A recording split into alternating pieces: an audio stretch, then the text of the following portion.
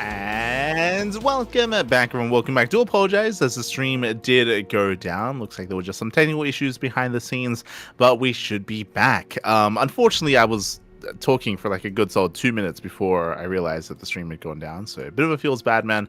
But we were just discussing the potential players that were going to be a part of Home Story Cup and who'd be going. I was talking about how the budget for Home Story Cup is very small, so the likelihood of them flying players over is likewise very small as well. There's a high chance that teams like Streamer Zone would fly their players over to compete. There's maybe a chance that Team Vitality might fly their players over as well. I know they've done so in the past, so they might do so again, maybe. But otherwise, you may have to rely on European players being able to make a bit of a cheaper trek over to Home Story Cup. When it comes to Zerg representation, we were speaking on a laser. Again, I don't know if this was cut off or not, but I was talking about how Laser and Sort of, they have been playing a lot of, they retired from StarCraft, they switched to AoE 4, to Age of Empires, and they recently did return to StarCraft 2 with the latest map pool and the latest patch. So great to see the return of Laser and Sort of, and that means that, hey, that means that we can see, there's a higher chance that Laser is now going to be a part of Home Story Cup. Unfortunately, Sort of, he is in Korea, so there's a low chance that he'll be flying to Europe and flying to Germany to compete, but a Laser should be a sure thing. I was thinking of some other potential Zerg players. Fiant is a big one, right? Fiant, I do think we expect to see a part of the event. I'd love to see Lorimba, happy to get Lorimba over as well. I know that Iba probably won't be, he's very young, and I don't think his family would let him travel to compete in StarCraft, unfortunately, so I don't think Iba's going to be part of that. And again, I don't know if this was cut out, but when it comes to other Zerg representation in Europe, a lot of it is based in the CIS region. players like Wayne, Young Yakov, Gigi Machine, we do not expect them to travel and to go to Home Story Cup and go to Germany and be part of that event. So that's also why, like, again, there's probably not going to be much Zerg representation. Who else is there? What are the other options? Like Lambo, Fiant, Laser.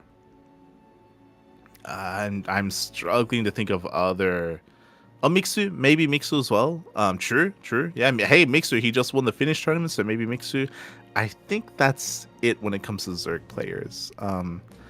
When it comes to Raynor, right, that was the other thing that we were discussing last time. I don't know when Raynor is returning to Europe, right? Like Raynor, he is in South Korea right now. I don't know when he flies back to Europe. I don't know if he's going to be available in Europe to compete in Home Story Cup. He can always line up his flight to just go from Korea to Germany. And to be part of, again, this is going to be the end of January 30th, I should say. So if Raynor lines it up, then he might be able to go. So Raynor's a maybe for this one, but for now we only have Lambert confirmed. And again, hashtag we need more Zergs. Let's go, let's go. Ah. But it'd be crazy if they could like gather funds to be able to like fly solo over, for example. If you go out of EU and press on NA, Eric would be a good player to go, right? I was talking about the likelihood of international representation at Home Story Cup is going to be very low, just because their budgets are very limited. So I don't think, because they have a limited budget, I don't think they would necessarily spend that on a player like Eric or a player that's like maybe a little bit lesser known to bring to the event. Whether it's Eric or Cham, for example, there's a chance that they might do it for Scarlet. Like Scarlet might be a high enough fan favorite player. Like there'd be a lot of hype if Scarlet went, and I think it would bring in more viewership. So that's a maybe. Like where they might invest, and they might be willing to fly Scarlet over, or they might be willing to fly like Solar over. But it depends, because again, from my understanding, like the flight budgets are very, very low for Home Story Cup. So I would say like maybe one, maybe two, if at all. So that's always something to bear in mind. Always something to bear in mind. But regardless, we at least have some confirmed players for Home Story Cup. And again, the Home Story Cup is going to be at the very end of January 30th to February 1st. Oh boy, so 3-day long event. We may be a part of it in the near future. We have been a part of Home Story Cup. We've been the B stream for Home Story Cup for like the past 5 editions, so most likely we'll be there as well. Meanwhile, when it comes to our next bit of news, we have Zero Space. Zero Space closed playtest is in the works. Okay, when I say the works, I believe it already... Oh, no, it has begun. It has begun here. It looks like the closed playtest began on the 15th of December, which was a couple of days ago, and it ends on the 28th of December. Now, this is applicable to those that did support and did get this tier via Kickstarter. So true. Those that were greater supporters should now have access to this. Bearing in mind that it is a closed playtest. What does that mean? That means that this content is not being streamed. It's not being streamed, is not being created. I'm sure there are going to be some specific content creators and some specific outlets that are going to be given permission to do so, permission to make videos on this. I'm sure that most likely would happen, but for those that have access to the game, have access to the playtest, that is all behind the scenes, and it is all just, again, for testing purposes, more or less. So again, if you're a part of that, I mean, do take advantage of that, right? You have a limited amount of time to actually be to take part and take place and actually get your hands on and in Zero Space. Of course there are some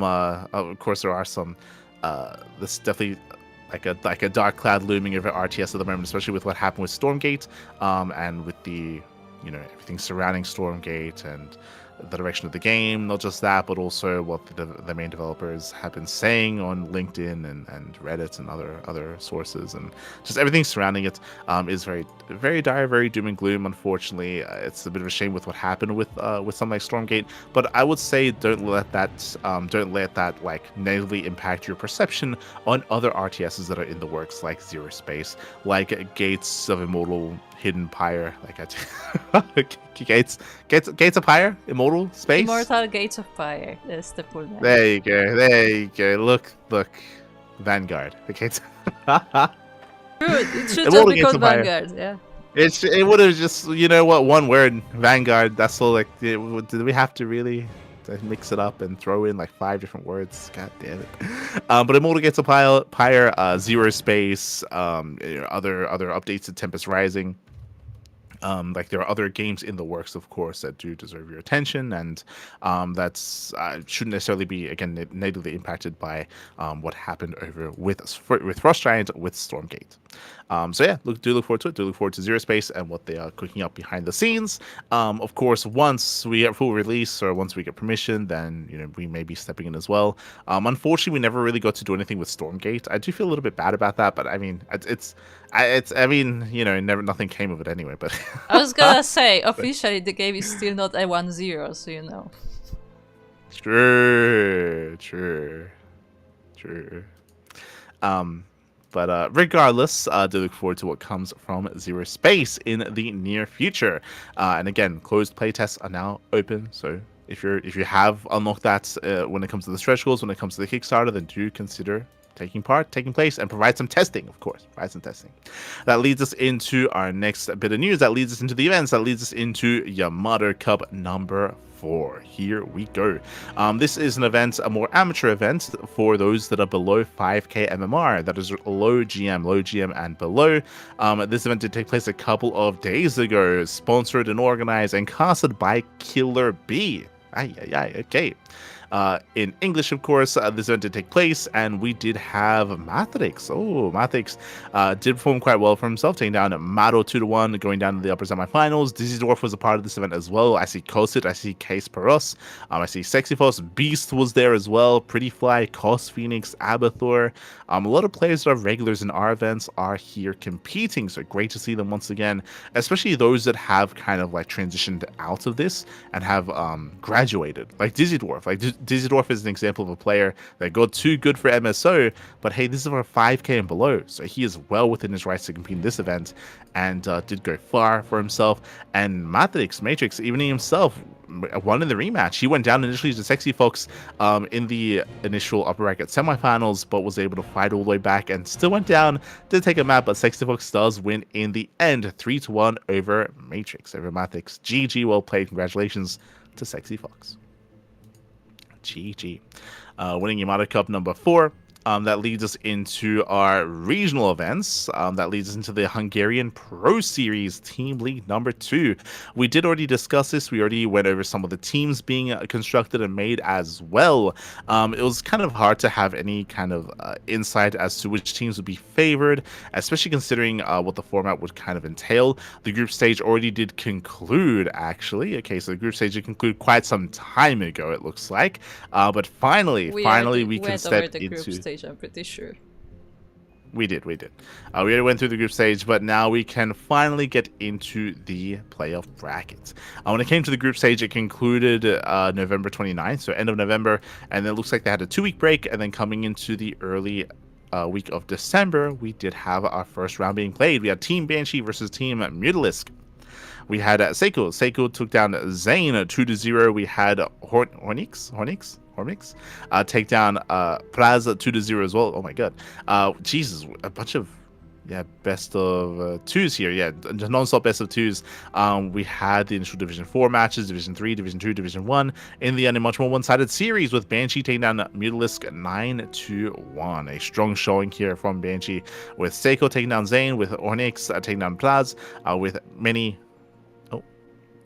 as 1 taking down Sistas 2-0. We had Ibra up against Alpha Fire 2-0 as well. We did have a bit of a comeback towards the end with Sarah taking down Sophisto 2-0, and we had a tied 1-1 score between PSZ and Freeman. But again, overall was a little bit more one-sided here. Congratulations to Banshee as they advanced on to the quarterfinals to play against Team Hybrid Reaver. That is going to be taking place after Christmas, 27th of December. Okay.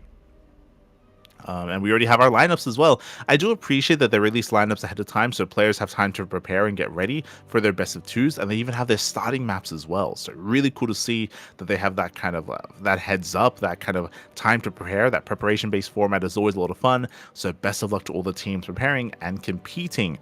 Best of luck to Banshee and to Hybrid Reaver. Bearing in mind that Team Dark Templar waiting in the semifinals and Team Marine waiting in the grand finals as well. So GG all played. Best of luck to all the reigning teams. Best of luck to all those in Hungary. That leads us into the Waterfall Cup number 2. Once again, this is an event organized by Mindel VK. It is a massive double elimination bracket for the CIS region. We did have Nikita. Okay, Nikita was competing with GG Machine and Nigrat, Young Yakov, Milky Cow, Shameless, Wayne. The best of the best were facing off here. And I don't think we're missing anyone notable here, so do love to see the best of the best facing off. We had Skillus looking dominant, actually. Okay, so Skillus had a bit of a shakier performance last week in Tuna Cup, but here Skillus, he takes down UD Soldier 2-0, takes down Isop 2-0. I say that actually had a really fast series against Young Yakov. True, I was misremembering that. Who did Skillus? It was in the November finals, right? Hold on. Skillus, that's it. He had a back and forth series against Percival 2-1, but then he 3-0'd Shameless and he 3-0'd Young Yakov. Like, Skillus was looking like a beast in the November finals, with a shakier start. Here, same thing. Skillus, he doesn't drop a single map. Nikita, calm down, baby, calm down. He 2-0's UD Soldier, 2-0's GG Machine, 2-0's Wayne, and 3-0's Young Yakov in the grand finals. Skillus did take a little bit of time off post EWC, but it's great to see Skillus return, and Skillus is looking very in form. Bearing in mind that we have seen players like GG Machine, like Wayne, like Young Yakov, like Nikrak, like Shameless. We have seen these top players in the CIS region or from Russia take it to Skillus before and take maps and take series, but not in this tournament. In this tournament, Skillus does not hold back, and he walks away without losing a single map. Like a perfect win here. It's crazy. But GG well played in Skillus. He does claim the win. Shout out to Young Yakov for coming in second place, Wayne for third, and Shameless for fourth place. GG well played. Really impressive play here by Skillus. When it comes to Wayne, he had a bit of a back and forth with Young Yakov. He 2-0'd Shameless, 2-0'd Young Yakov, but then Young Yakov won in the rematch. So Wayne and Young Yakov, nowadays, they often do trade blows and they often go back and forth. They're very close in skill. In the past, I would say that Wayne was hands down, the stronger Zerg player, but nowadays we have that closer skill disparity between Wayne and Young Yakov. Much closer in skill. GG, well played. Congratulations to Skillus, and a shout out to Middle VK for hosting the event, for organizing the event, and for running the event as well. That leads us into the Host Open number 22. This is, of course, a Brazilian-only tournament. Very Protoss and Terran heavy. Here we have Master. Master, I would say, is pinned as the heavy favorite for the event. Master, he even beat Eric last code for Giants Cup as well. Or sorry, it was last month as StarCraft. But Master, he takes down Simpacker, takes down Goat, takes down Inexorable 3-2. And Inexorable wins in the rematch. It's been a while since I've seen Inexorable defeat Master. Like, Master has been the dominant force in recent times, in recent months. So to see Inexorable bring him down, impressive. Very impressive play here by Inexorable. GG, well played. As Inexorable does take the win, does come out on top here in Host Open number 22. That leads us into the Bassus Big Brain Bouts. It has been months since the last Bassus Big Brain Bouts. It's been so long. The last event was back in August, not even in September. The end of August was the last Big Brain Bouts, and now suddenly it has returned. I had assumed that it was over, that 100 bouts and we were done. Like, I assumed that we were just wrapping up, but it looks like no, that is not the case. Looks like the tournament has returned. It's interesting that they return in December and not January. Like, like, I feel like it would have fit a little bit better if we did see the return of this event a little bit later on in January, starting 2026 strong.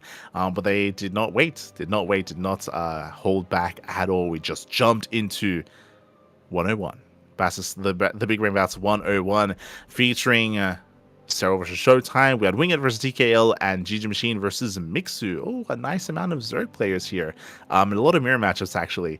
Shout out to TKL. TKL, of course, is a French caster. Winged is a more amateur German Protoss player. And we had, a bit of an off-race show match, actually.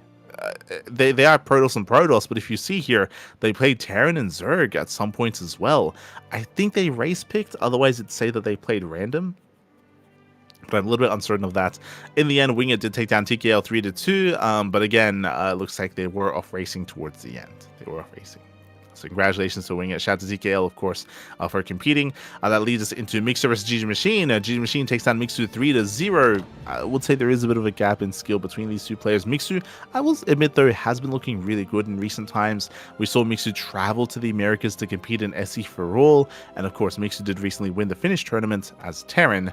But Mixu, he has been looking good for himself. But last GG Machine with a more dominant performance, 3-0. GG well played.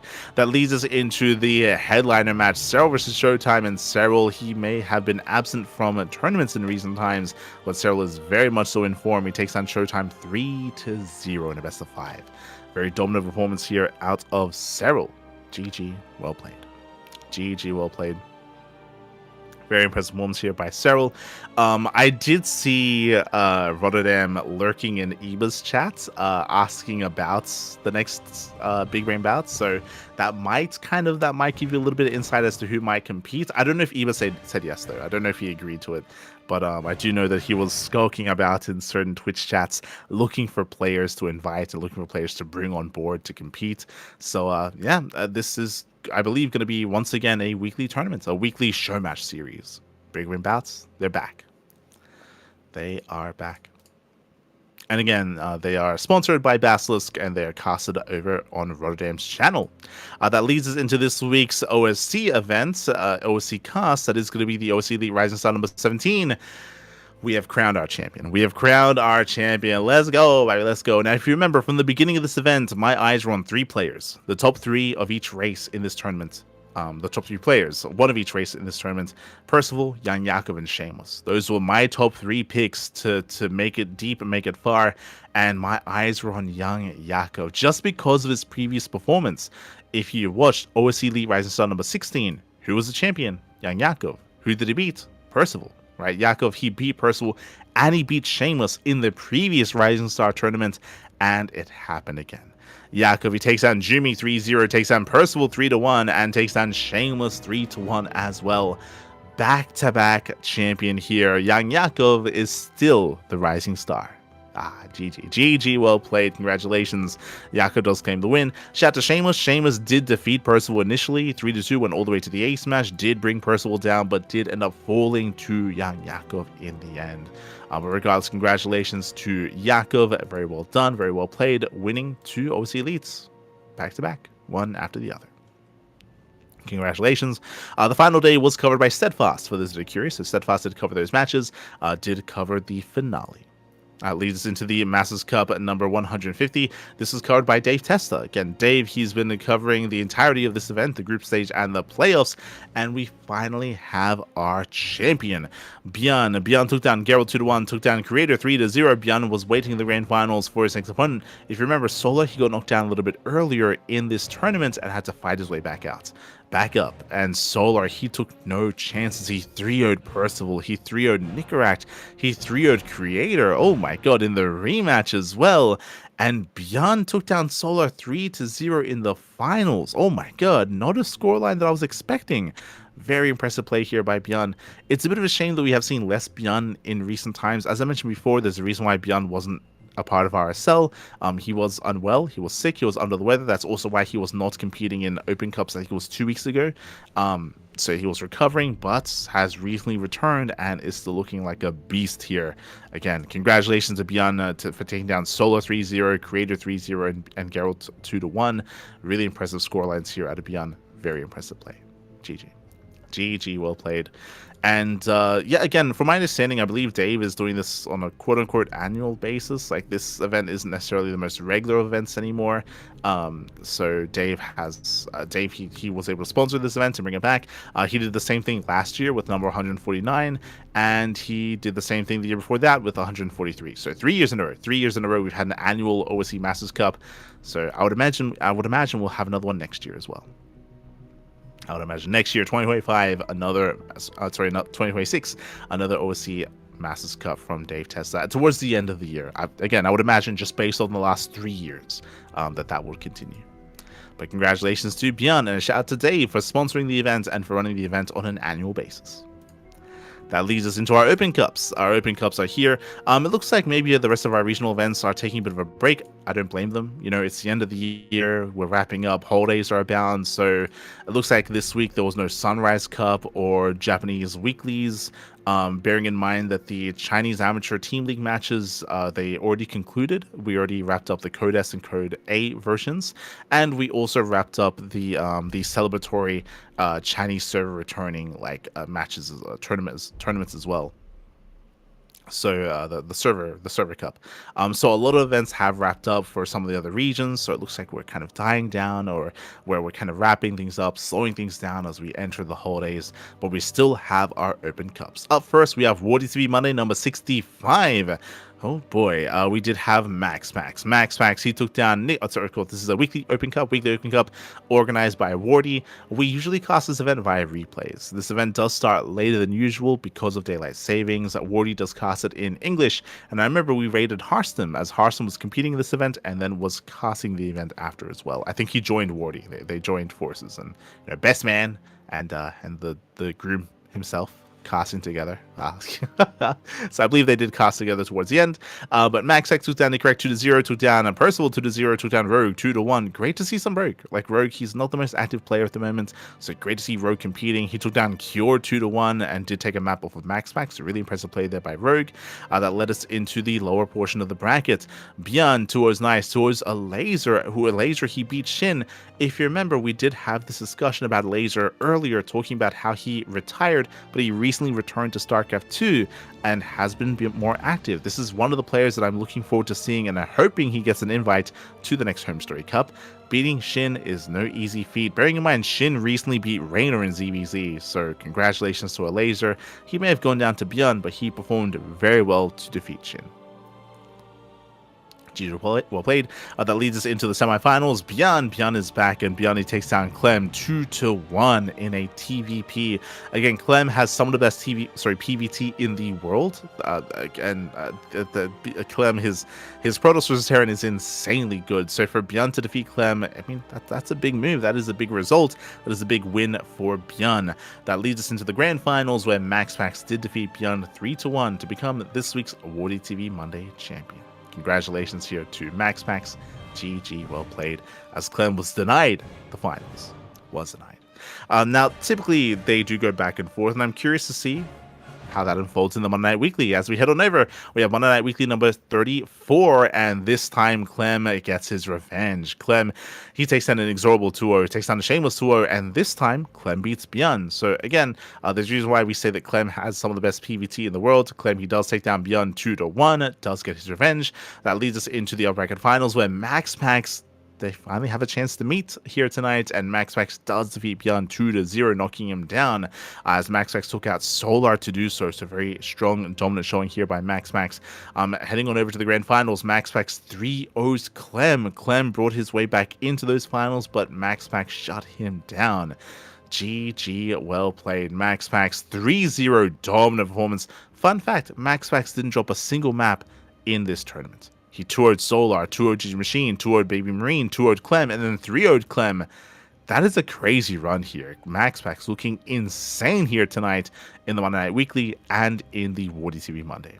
I didn't get to mention it, but Monday Night Weekly, of course, is an event organized by TKL, by Comeback TV.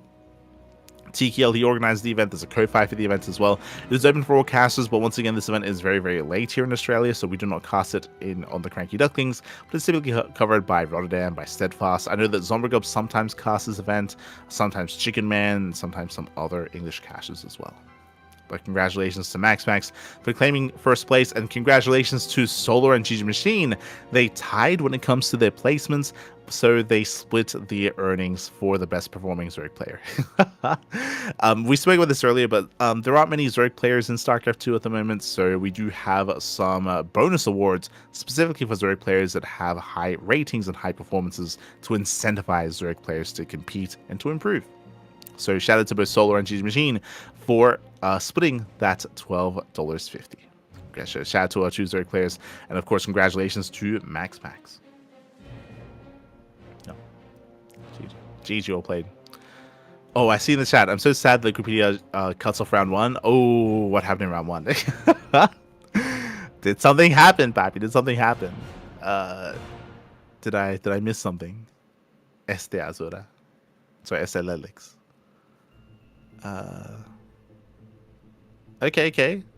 Are you referring to your series versus Baby Marine? Maybe. I think Or it was Shata about the Hino as well. Wardy Open. Oh, the Wardy events. Oh, okay. Hold on. Hold on. Okay, I'll quickly check. Did we miss something?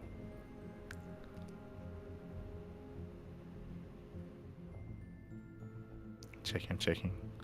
We had ByuN versus Cure. True. We had Creator versus Mana as well. Let's go. Now I see why. That's a crazy result. True. Este Ledlix in the chat took down Gumiho 2-1. Oh my god, Pappy. Calm down. Okay. I see you. Este Ledlix. It's deserving to bring attention to though, because that is a big upset. That's a big result. I mean, yes, Gumiho, he is less active. He's a much more inactive player nowadays. He doesn't compete in as many tournaments. He's not retired, but he is less active. But still, to bring him down 2-1 is a very impressive result.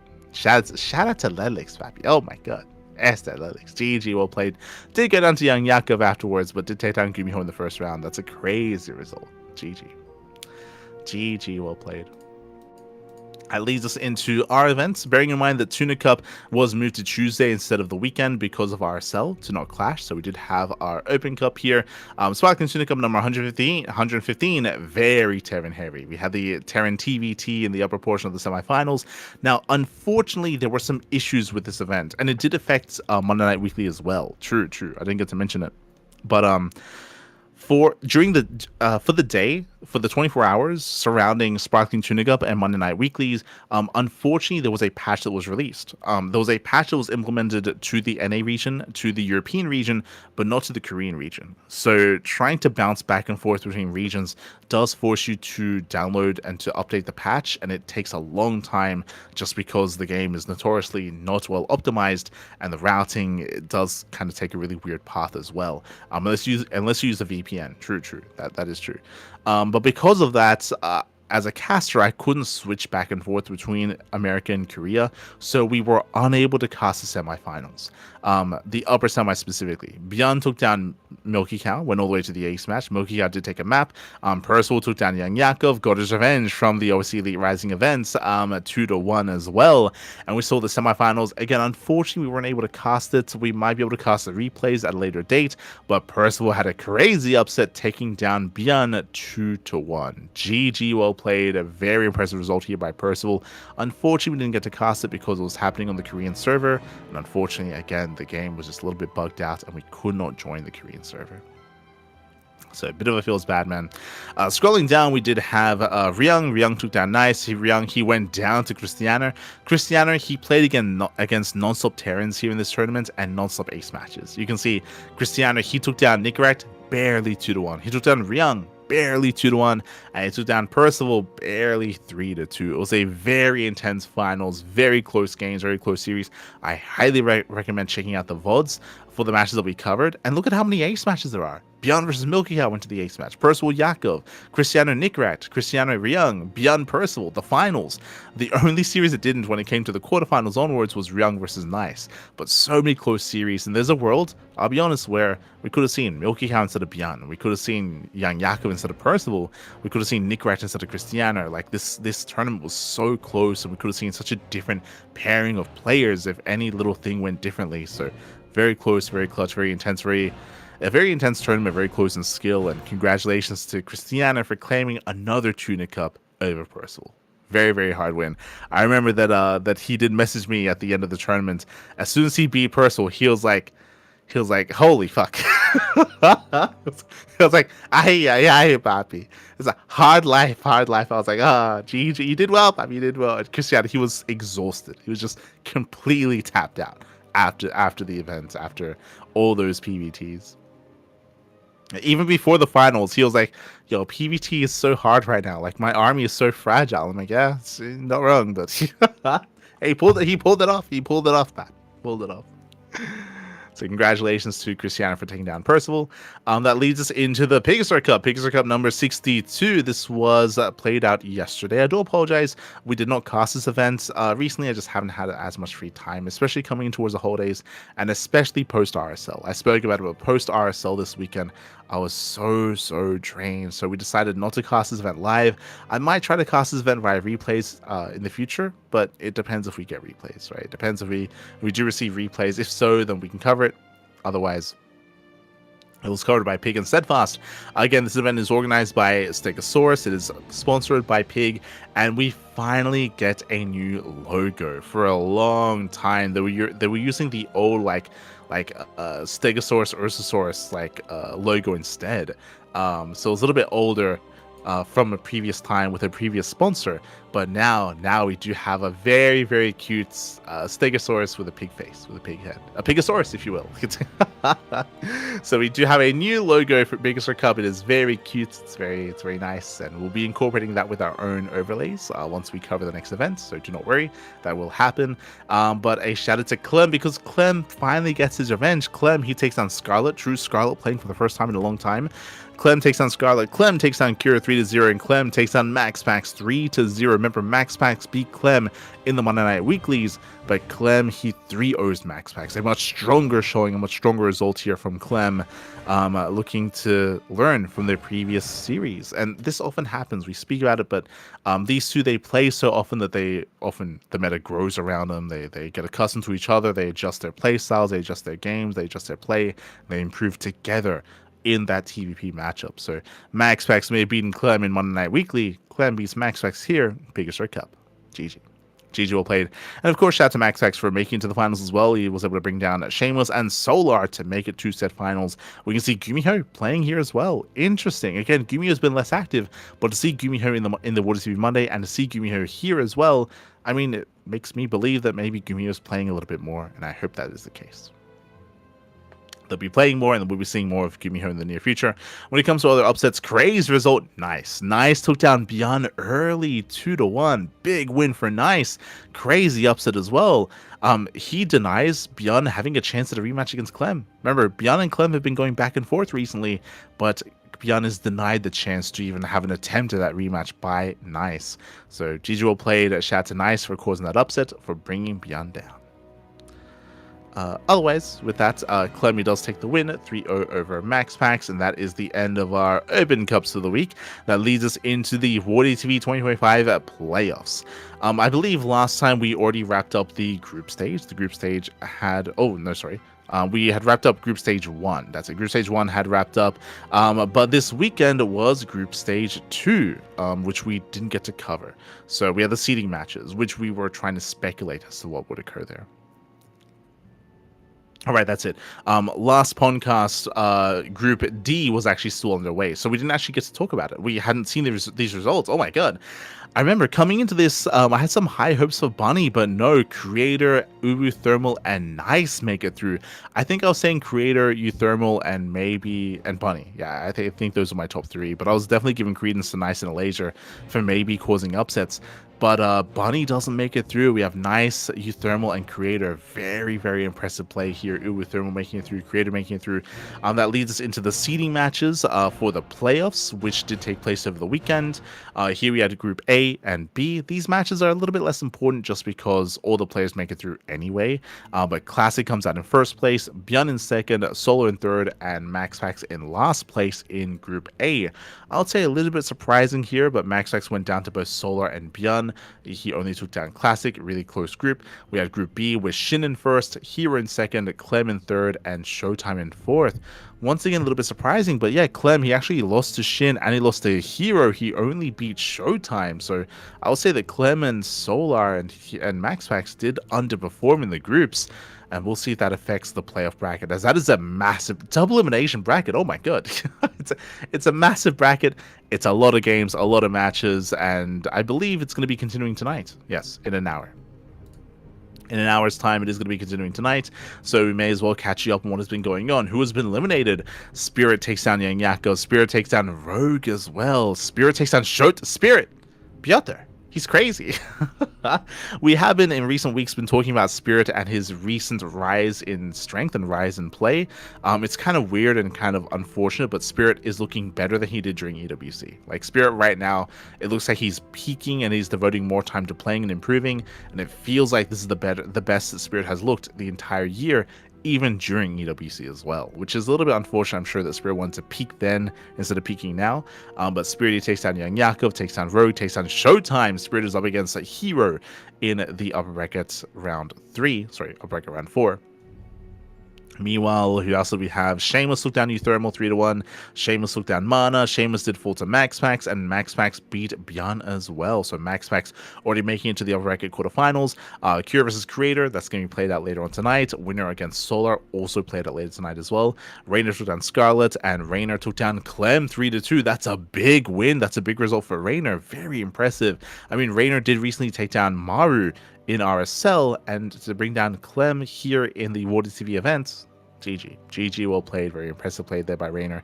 He does advance on to face off against MaxPax. Yep, as we mentioned, Rainer, his wish after RSL was he didn't want to play against a Protoss player for another month. It's like a couple of days later. It's they're scheduled to play in like 2 days time, so less than a week after RSL, bam, more ZVP. Rainer just can't get away from it. He cannot get away from it. Best of luck to Rainer. Best of luck. Shin was seeded further in the brackets. Classic was seeded further in. It looks like we have some elimination matches that are wrapping up. But we have Nice takes down Young Yakov 3-1. Yakov is out of the tournament. And Geralt takes down Euthermal 3-2. Went to the ace match, but Euthermal, he is out of the tournament as well. So we have our first 2 players eliminated, and we still have more players to go. So if you have a favorite player that got knocked down, do not worry. Clem is still in the tournament. ByuN is still in the tournament. They have chances to redeem themselves and to fight back from the lower brackets. They have those opportunities. And again, it's, I would say, a little bit early to really have any big predictions. The event should be wrapping up by the time we have the next PondCast. It looks like the event wraps up on the 21st of December. Yep, which is this weekend. So this weekend should be the conclusion of this event. So what are our predictions here? Spirit is looking really good for sure, but he's also now hitting the best players in the world. He's hitting Hero, Solar, Classic, Cure, Creator. So Spirits has a really impressive run. I think his run may end around here though, because his series have been very close against Showtime and Rogue. It only gets harder. I do have high hopes for Solar. I know that Solar's been looking really good in ZVP, but he's going to be up against the top 2 Protosses in the world, right? Hero and Classic are in his same half of the bracket. I think there's a very high chance that Hero makes it through, that Hero does make it through. Hero just beat Classic in the finals of RSL. I would say that if Hero and Classic rematch, 50-50. Honestly, it can go either way. Like, it went all the way to the ace match in the finals of RSL as well. So I can see either Hero or Classic winning that. I do favor the 2 of them over everyone else, though, in that portion of the bracket. I favor Hero and Classic over Spirit, over Solar, over Cure, over Creator. So I would personally, I do expect one of the 2 to make it through the upper brackets into the next round. From the bottom side, we have MaxPax, Rainer, and Shin. Shin had a crazy run to make it and to be seeded this far in the event. But I'm going to favor Rainer. MaxPax has been looking really good recently, but I would say that MaxPax has been looking really good against Terran. I do think that his weakest matchup is probably PvZ. I'm also not impressed by his PvP either. Like, these are areas where he's a little bit weaker. I think that having both Rainer and Shin in his half of the bracket is brutal. I think that MaxPax, I think there's a lower chance that he makes it through here. So I can see Rainer beating MaxPax. I can see Shin and Rainer can go either way as well. God, there's so many of these games are gonna be so close. Like, I can see that going either way.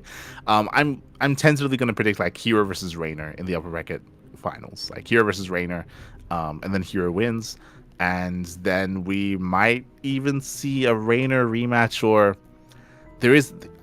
Based on this bracket, I can see this being a PvP finals. I can see Hero on one side and Classic on the other, or MaxPax on the other side. It's hard to really say that with certainty though, because Clem is still in the tournament, right? Like, Clem, let's not forget about him. He's in the lower bracket. That's true. There's a higher chance he gets knocked out, but Clem can very well fight all his way back up. I think it'd be a really cool story if Clem fights all his way back up to the finals and then beats Hero in the finals, beats Classic in the finals. I can see that happening. 100%. So I can see Clem having a deep run here to win from the lower brackets. That's something that could happen here. Otherwise, I lean towards like Hero or Classic. But best of luck. Best of luck to all the players. Wishing the best. Wishing the best. Again, it's really hard to have any proper prediction just because there are so many matches left to be played. There's so many players left available. Tentatively, I want to see Clem have a deep run from the lower bracket. Tentatively, I would say that Hero or Classic are favored to make it to the grand finals. From the upper bracket, I think I still favor the two of them over Max Fax, Rainer, and Shin as well. So, best of luck. Best of luck to all the players.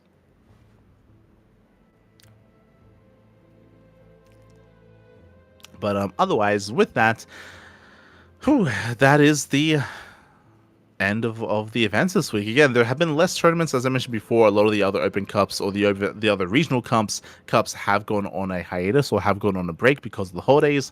I can totally understand that. Again, like the holidays are right around the corner, so we should be seeing a bit of a leaner PondCast and a bit of a leaner kind of like tournament schedule moving forward, at least until 2026. Still plenty of StarCraft, still daily StarCraft is going on, but less than usual. Just as a heads up. Less than usual.